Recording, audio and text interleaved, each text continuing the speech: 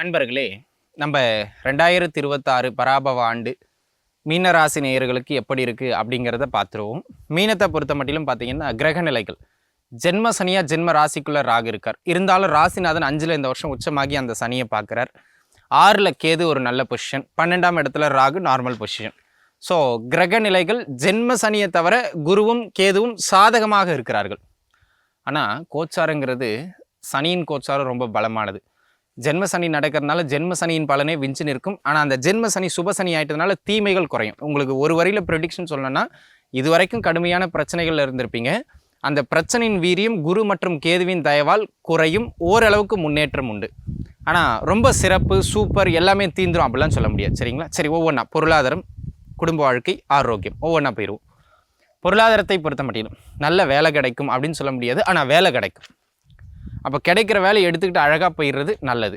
ஏற்கனவே உத்தியோகத்தில் இருக்கிறவங்களுக்கு கடுமையான மன அழுத்தங்கள் இருந்திருக்கும். இப்போ அந்த மன அழுத்தம் குறையும்.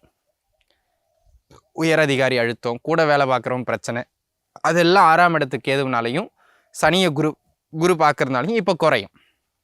அதே போல் உத்தியோகத்தில் இடமாற்றத்தை எதிர்பார்த்துக்கிட்டு இருந்தவங்க இந்த காலகட்டம் முயற்சிக்கலாம், இடமாற்றங்கள் கிடைக்கும்.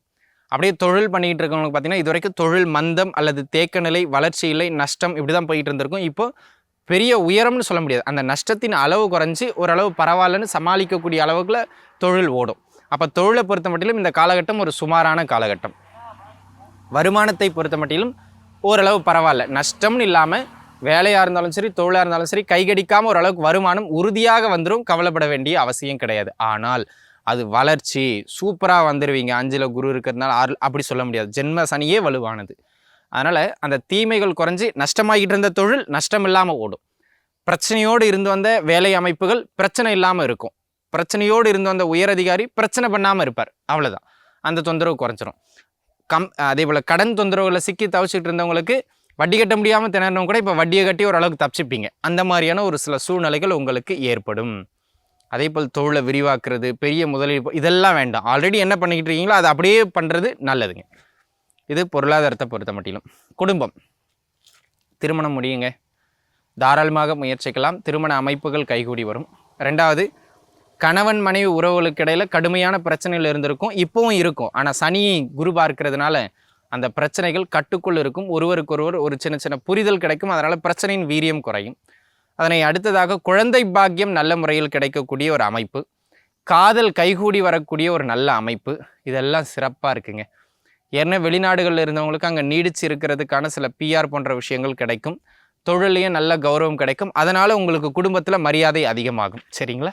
இந்த மாதிரியான சில நல்ல விஷயங்கள் உண்டு. எதிரிகளை வெல்லுவீர்கள். உறவுகள் சார்ந்த தினம் வழக்கு தொந்தரவுகள் போயிட்டு இருந்தால் அதையும் ஜெயிக்கிறதுக்கான வாய்ப்புகள் உறுதியாக உண்டு. சரிங்களா? உடல்நிலைன்னு வரும்போது உங்களுக்கு அல்லது உங்கள் குடும்ப உறவுகளில் ஏதாவது ஹெல்த் தொந்தரவுகளோடு இருந்திருந்தீங்கன்னா கண்டிப்பாக குறையும். ஆனால் அது தீராது.